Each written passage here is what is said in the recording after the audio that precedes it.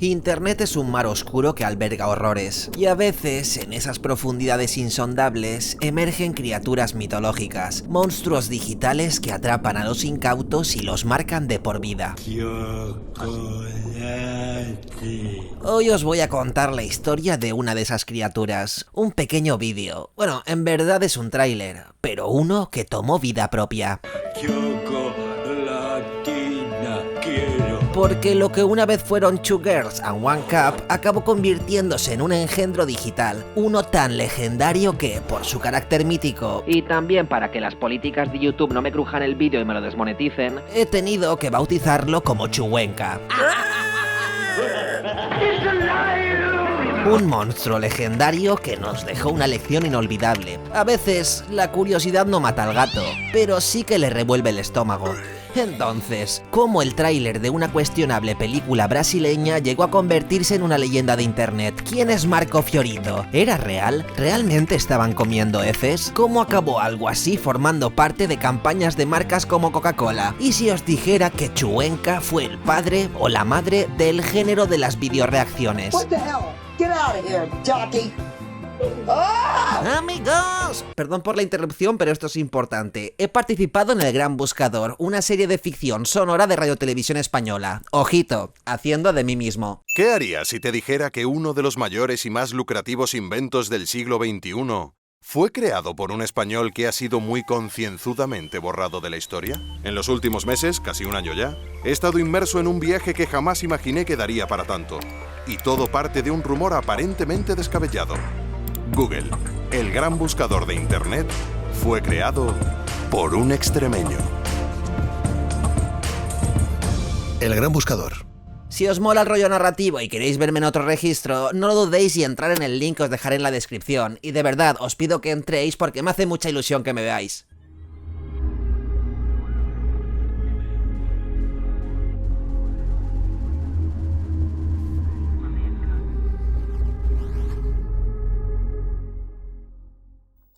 Allá por el 2007, la red era un lugar libre y salvaje, un internet sin algoritmos, en la que YouTube era un niño de apenas un par de años, Facebook apenas balbuceaba y MySpace, con permiso de Twenty en España, era el verdadero rey de la comunicación digital. En ese ecosistema digital primitivo también estaba Jabotel, ese paraíso pixelado que, según desde donde lo miraras, era un sitio para socializar, o un vivero de trolls y comportamientos bastante siniestros. Seguro que recordáis los zumbidos, esos memes pixelados y ese internet más inocente, bueno, quizás no tanto. Porque mientras algunos escribían en sus blogs o buscaban juegos flash, otros se adentraban en los rincones más turbios de la red. Y ahí, en esos callejones oscuros, nació un vídeo que se convertiría en el primer gran reto de esa era pre-YouTube, pre-Twitter, pre-Instagram, pre-TikTok y en general pre casi todo lo que hoy nos devora las horas. Pero sí hubo un tipo de contenido que supo encontrar su hueco desde el minuto 1 y no ha dejado de crecer desde entonces. Ese es, sin duda, el cine para adultos.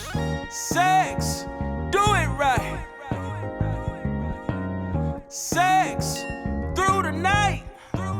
Y es que se habla poco de esto cuando se analiza el impacto de Internet en la humanidad. Veníamos de una época en la que ese tipo de revistas se compraban con vergüenza en los kioscos y luego se heredaban entre hermanos, primos o colegas. Y todos recordamos esa sección del videoclub separada por unas cortinas sospechosas que impedían que, si tú con 13 años querías alquilar La Guerra de las Galaxias, acabaras confundiéndote y llevándote a casa La Guarda de las Galaxias. Bueno, pues a lo que voy con que se habla poco del tema es que con la llegada y el asentamiento de Internet, todo cambió radicalmente, hasta llegar al punto que todos reconocemos hoy en día. De repente, todo el mundo tenía acceso a una cantidad ilimitada de ese contenido, las 24 horas del día, gratis y sin cortinas de por medio. Este fenómeno, lógicamente, aumentó tanto la demanda de producción como la variedad de géneros. Y pensadlo un momento, ¿conocéis algún otro tipo de entretenimiento que tenga tantas categorías como el no por? Bien, pues una de estas categorías es la conocida como el Scat, que no tiene nada que ver con Scatman. I'm a Scatman.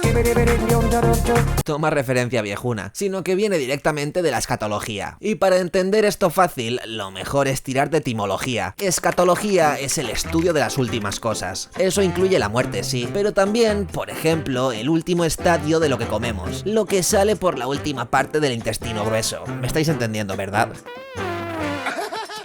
Como os decía, el mundo del cine para adultos es extraordinariamente variado, y con el cambio de siglo y la irrupción de internet, las necesidades de producción se desbocaron. En ese contexto es donde comenzamos a conocer el laboratorio donde iban a hacer nuestra criatura. La productora brasileña MFX Media se especializó en contenidos fetish extremos, donde también se incluían esas cintas escatológicas de las que veníamos hablando. MFX es un acrónimo de Marco Fiorito X, siendo esa X un guiño directo a la industria en la que operaba nuestro particular Dr. Frankenstein. Marco Antonio Fiorito, nacido en 1971 en Sao Paulo, debutó en el mundillo fetichista a mediados de los 90 junto a su entonces esposa Joelma Brito, más conocida por el nombre artístico Leticia Miller. En sus comienzos, por el 94, producían vídeos caseros centrados en la idolatría, el fetiche de pies, bajo un sello creado por ellos mismos, Dragon Films. Para el 96, vendiendo esas cintas en VHS, habían formalizado un pequeño negocio casero en el que hacían absolutamente de todo, de actores, de productores, camarógrafos. Según palabras de Fiorito, su motivación era más sexual que económica, y él mismo se definía como un fetichista compulsivo, que además invertía buena parte de sus ingresos en satisfacer sus deseos. Y ojo, porque esa idolatría no era nada suave, ni estética, ni romántica. Era, digamos, bastante más cruda. Poco a poco, esa obsesión se volvió económicamente viable, y sobre todo, muy productiva.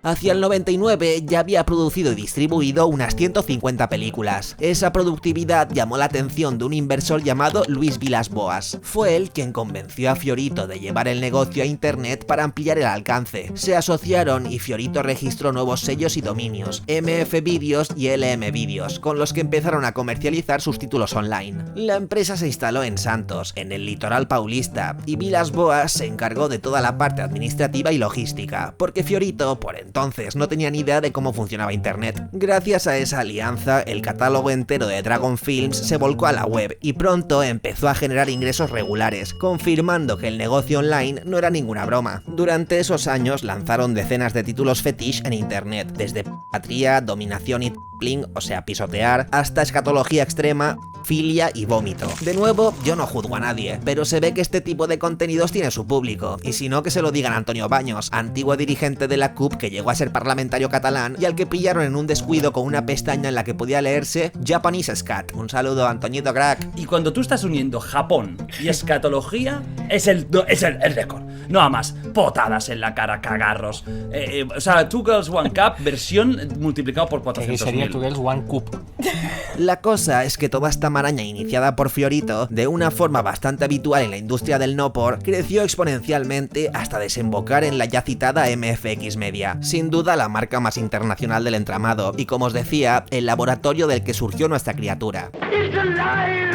Chuwenka, de hecho, fue solo el tráiler de una película llamada Hungry Pit, Traducidlo vosotros. y que se alojó en el dominio twogirlsonecup.com. Eran apenas 60 segundos de la película completa, y el hecho de que se crearan una web única solo para ese tráiler ya nos da pistas. En 2007, estos brasileños sabían perfectamente dónde estaba el negocio, y, lo que es más, sabían cómo funcionaba el nuevo escaparate digital. Ese año se lanzó la web, se colgó el vídeo, y lo que pasó después superó cualquier expectativa.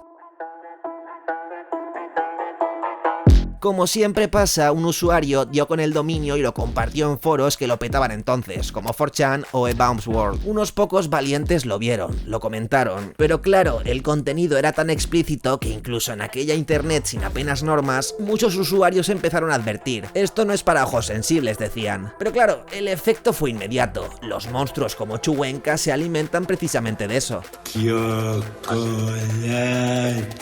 Porque si algo nos ha enseñado la humanidad es que si alguien te dice que no veas algo, vas a verlo. Y así comenzó la ola de terror, del foro al blog personal, y de ahí a los mensajes de Messenger, con ese enlace misterioso y un texto, digamos, un poco cabrón. Haz clic en esto, no preguntes. Y claro, una vez caías en la trampa, una vez Chuwenka devoraba tu inocencia, solo tenías dos opciones: esconderte y llorar, o convertirte en evangelista de aquel error, es decir, expandirlo a saco. Apenas unas semanas después después de su aparición, comenzaron a brotar las primeras pruebas de su impacto, y no eran análisis ni críticas ni debates, era algo mucho más simple y primitivo, las reacciones. Los primeros en caer fueron los adolescentes, grababan a sus amigos viendo el vídeo, registraban cada mueca de horror, cada grito ahogado, cada cara de asco absoluto. Internet se convirtió en un experimento social masivo, donde la gracia ya no era ver el vídeo, sino ver cómo sufrían otros al verlo. El impacto fue tan fuerte que lo que comenzó como una simple curiosidad acabó transformándose en una broma de mal gusto, y luego en algo capaz de conmocionar incluso a soldados en plena guerra.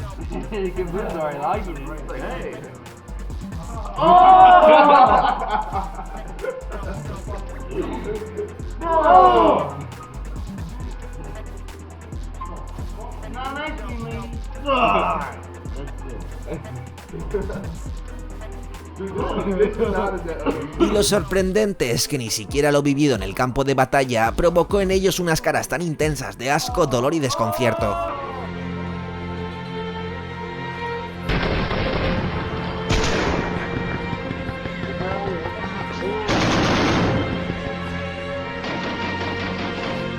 Así nació el reto. Y sí, iba muy en la línea de esa internet del momento, con joyitas como Rotten, Lemon Party y demás monumentos al trauma digital. Ya ni siquiera hacía falta que te engañaran con frases como ¡Ey, mira esto qué guapo! o el mítico ¡Ey, ¿has escuchado lo nuevo de Linkin Park? No, a medida que la leyenda crecía, la gente buscaba a Chuwenka. Querían saber si eran capaces de soportar lo que este monstruo provocaba en su interior.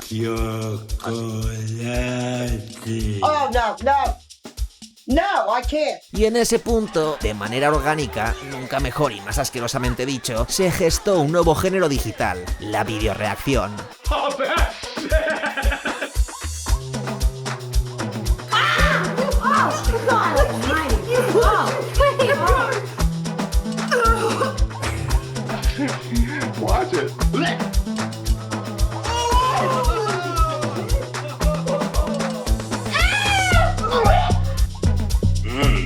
Ducky! What's wrong with you?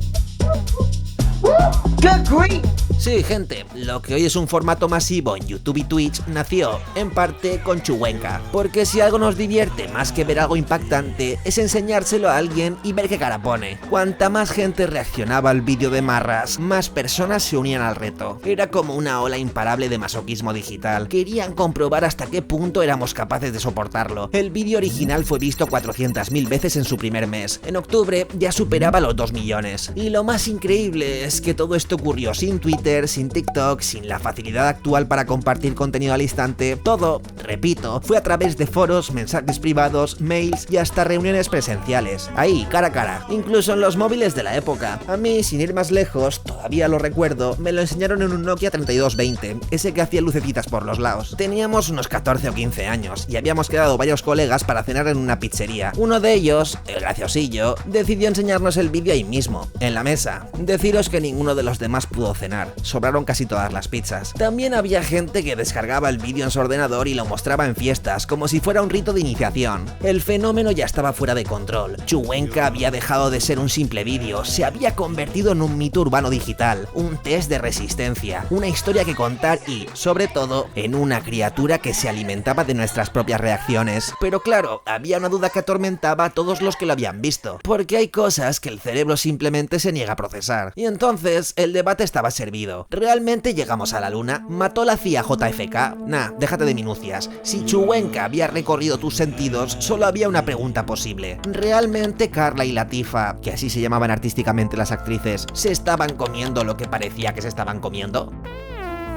Y esta duda no era solo cosa de los mortales de a pie. La criatura había alcanzado tal potencia que terminó extendiéndose por el mundo de las celebridades. Desde Joe Rogan hasta Stewie, el bebé de padre de familia, incluso el músico del momento, John Mayer, acá el Eric Clapton Moñas, filmó un corto humorístico titulado Two Guys, One Cup, donde él y un colega comen helado de chocolate de un vaso.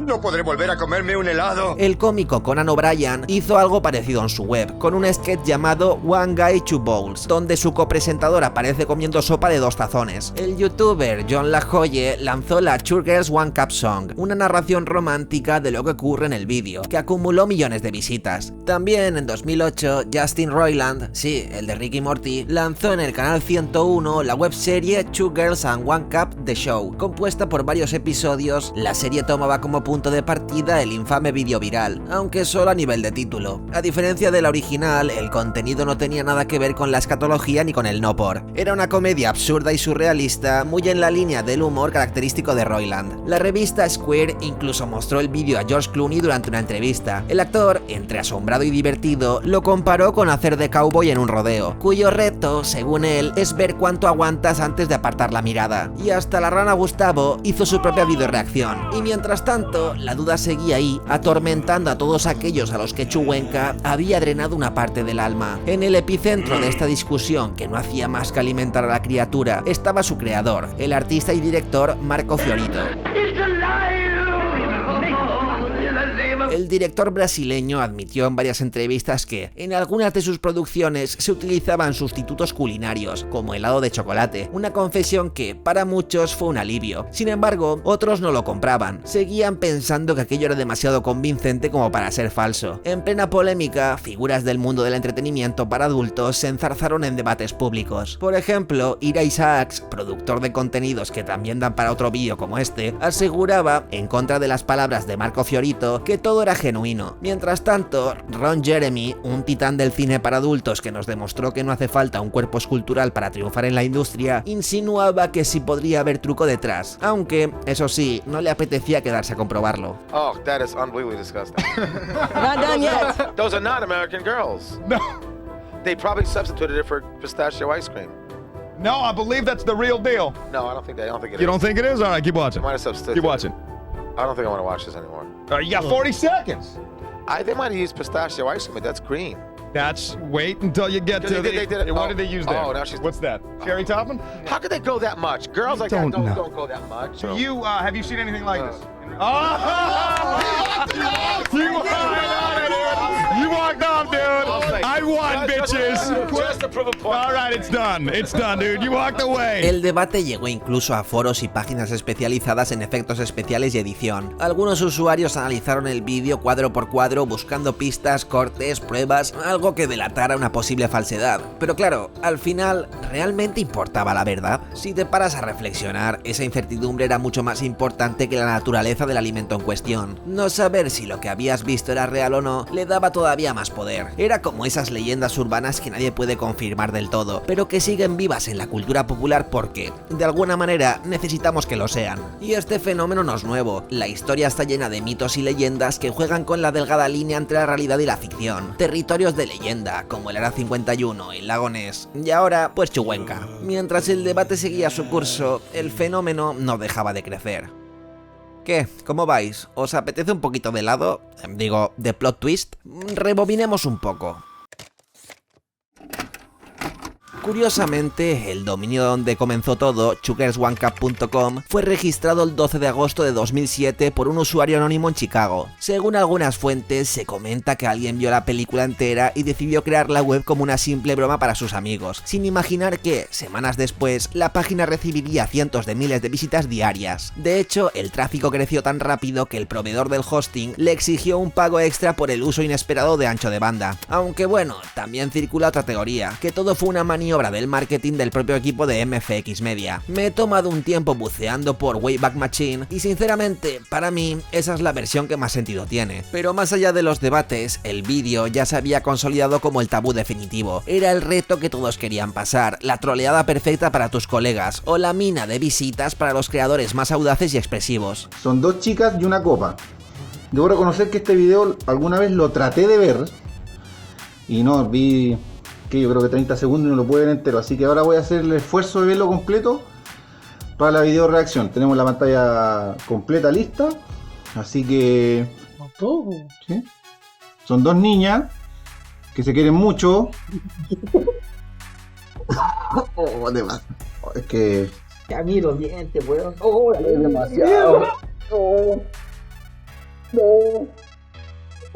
Es que es mucho. ¡Mira ver eso! Cada persona que lo veía añadía su granito de arena a la leyenda, convirtiéndolo en un monstruo más grande, más temible, más poderoso. Chuwenka en apenas unos meses se había convertido en un experimento sociológico que ríete tú de Mercedes Milá y su gran hermano. Era una prueba de resistencia mental, un marcador de valentía digital. ¿Lo viste? ¿Pudiste aguantarlo? ¿Cuánto tiempo? ¿Sobreviviste? Era mierda de verdad. Y, como toda buena historia de terror, lo más perturbador era que nadie estaba realmente seguro de lo que había presenciado. Por supuesto, el impacto de Chuwenka no se limitó al ámbito digital. Además de las celebrities y los sketches en televisión, comenzaron a aparecer referencias en cómics, parodias y hasta en podcasts que debatían sobre los límites de la transgresión en internet. El vídeo se convirtió en una especie de código secreto. Si sabías lo que era, pertenecías a una generación específica, a un momento único de la historia digital, cuando lo prohibido todavía tenía un poder irresistible. Y claro, semejante explosión de popularidad no pasó desapercibida para algunos publicistas astutos, que no tardaron en referenciar el fenómeno. A finales de los 2000, el título Sugar's One Cup ya era un código compartido por todo el público joven, incluso sin necesidad de haber visto el vídeo. En 2010, la mismísima Coca-Cola lanzó en Facebook una promoción de Dr. Pepper que hacía referencia directa a Chuwenka. Era una de esas campañas en las que se publicaban frases embarazosas automáticamente en el muro del participante. Y bueno, a alguien se le ocurrió la brillante idea de incluir esta joyita. Acabo de ver Sugar's One Cup y me ha dado hambre. Una bromita de nada en una plataforma abierta incluso a menores, que, por lo que sea, causó cierto revuelo. Coca-Cola acabó pidiendo disculpas y despidió a la agencia de publicidad responsable, pero ese momento no sirvió de escarmiento. En 2013, en Europa, la cadena MediaMarkt fue aún más lejos con un anuncio deliberadamente inspirado en Chuwenka. Nada, todo muy inocente. Promocionaban una máquina de cupcakes llamada directamente Sugar's One Cup Cake Maker. Fino, ¿no? Y esperad que el eslogan aún es mejor. Tan bueno que es imposible filmarlo. La verdad que no estaba mal tirada esa, ¿eh? Conviene resaltar que estas maniobras publicitarias no fueron para nada inocentes, sobre todo si tenemos en cuenta que la potencia destructiva de Chuwenka ya había empezado a sufrir lo inevitable años antes de estos anuncios. Porque sí, todo lo que sube tiene que bajar, y ni los grandes mitos de internet se libran de eso. Por muy libre y salvaje que fuera aquella red primitiva, las fuerzas de la corrección y la censura ya estaban afilando sus arpones para acabar con nuestra ballena blanca. El primer golpe llegó en 2008, cuando YouTube y otras plataformas comenzaron a eliminar cualquier rastro del vídeo original. ¿Ya que os impacta que esto estuviese en YouTube? Al principio, los usuarios intentaron sortear la censura subiendo versiones editadas o reaccionando sin mostrar el contenido, pero ni siquiera los gestos de asco podían salvarse. Chuwenka se convirtió en un tema prohibido, y mencionar su nombre en ciertos espacios digitales equivalía a invocar a un demonio que los moderadores no querían ver aparecer. Aún así, como ocurre con toda leyenda urbana, la prohibición no hizo más que reforzar su misterio. Los foros clandestinos y los rincones menos luminosos de internet se convirtieron en refugios donde los más valientes seguían compartiéndolo, con advertencias en mayúsculas y etiquetas por todas partes. Estamos casi acabando el viaje y aún no hemos hablado de las protagonistas del vídeo. Estas fueron acreditadas bajo los nombres artísticos de Carla y Latifa, aunque sus identidades reales nunca se hicieron públicas abiertamente. Antes de este vídeo, ambas tenían experiencia en el cine fetiche extremo, dentro de ese circuito de cine para adultos brasileños donde MFX Media marcaba tendencia, pero fuera de ese nicho eran prácticamente desconocidas. Tras la explosión viral del vídeo, empezaron a circular muchos rumores sobre su destino. Una leyenda urbana llegó a afirmar, falsamente, que Latifa había muerto de disentería pocos días después de la filmación, pero en realidad ninguna de las dos sufrió tal destino. De hecho, con el tiempo se descubrió que ambas continuaron trabajando en esa sana industria del entretenimiento para adultos, participando en escenas bajo las órdenes de Marco Fiorito, cuando este relanzó su portal como New MFX. Y entonces surge otra pregunta: ¿qué pasó con Marco? ¿Hubo consecuencias más allá de la censura?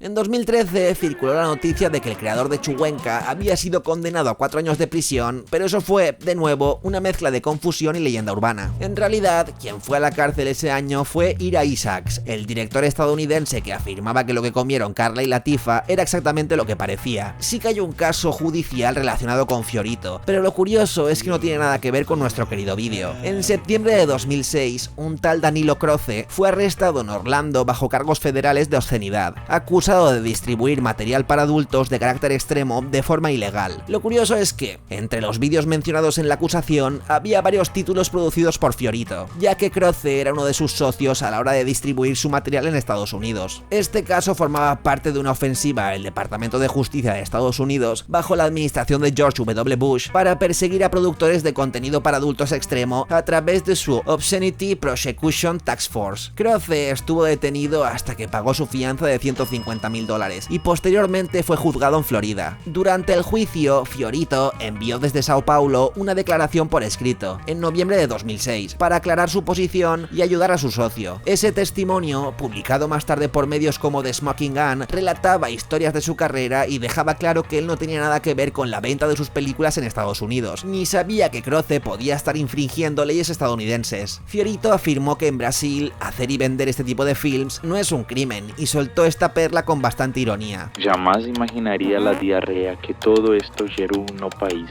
Una forma peculiar de referirse al follón que se había montado. También dejó claro que, de haber sabido que sus vídeos eran ilegales en Estados Unidos, habría detenido la distribución inmediatamente, reiterando que su motivación no era el dinero, sino el fetiche. En 2007, antes del nacimiento de Chuwenka, Danilo Croce aceptó un acuerdo de culpabilidad, se le impuso una multa de unos $98.000 y la obligación de cesar la comercialización de ese material en Estados Unidos. Marco Fiorito, por su parte, nunca fue imputado ni penado, ya que nunca pisó jurisdicción norteamericana. Su permanencia en Sao Paulo lo mantuvo fuera del alcance legal de las Cortes de Estados Unidos.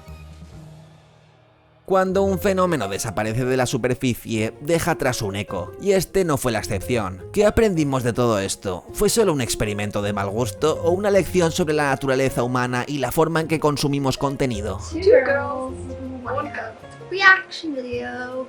Para empezar, Chuwenka demostró que la viralidad en internet no siempre depende de la calidad o la creatividad. A veces, lo único que hace falta es un contenido impactante, y la curiosidad humana hace el resto. Este viral mundial también nos enseñó que lo prohibido nos atrae más que cualquier otra cosa, pero quizás lo más revelador fue que el fenómeno de Chuwenka nos preparó para el futuro de internet. A partir de su éxito, con el paso de los años, la videoreacción se convirtió en un formato predominante en YouTube, Twitch y otras plataformas. Pasamos de compartir cosas a compartir cosas con la reacción a esas cosas. Los ecos de Chuwenka siguen presentes hoy en día.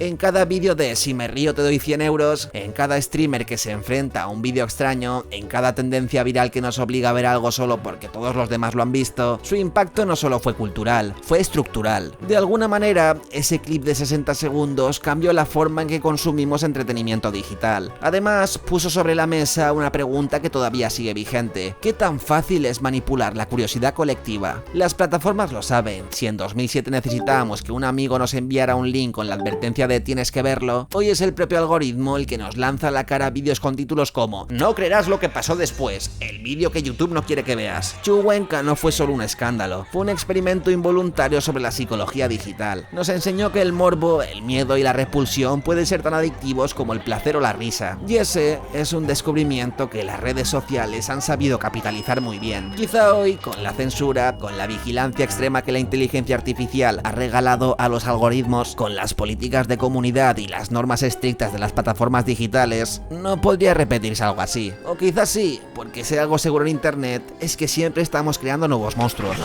¡Soy un cerdo, jabalí! ¿Cómo hace un jabalí? 20 segundos, así como un cerdo. Mira, porque me deis por el de chavales. Haceros pajas ahora. La historia se repite y cada generación tiene su propia Chuwenka. Puede que no se llame igual, puede que no sea tan gráfico, pero estará ahí, esperando, agazapado en un rincón de internet, listo para volver a desafiar nuestra resistencia y nuestra capacidad de mirar lo que no deberíamos. ¿Y tú, que has llegado hasta aquí? Dime la verdad, ¿tú lo viste? O mejor aún, ¿lo vas a buscar cuando acabe este vídeo? Yo tengo el link, escríbeme y te lo mando. Muchas gracias. Y como siempre, mucho amor a mis Patreons, Arane, Runic006, Sark Johnson, Pablo Maque, Paco Cholbi, Dali Spain, Oblitu, Moister is my London Reviews, Juan Omeva, Xusco López, Íñigo Zenozuarte, Pablo Gil, Ignacio Moreno y sobre todo a André Huepe.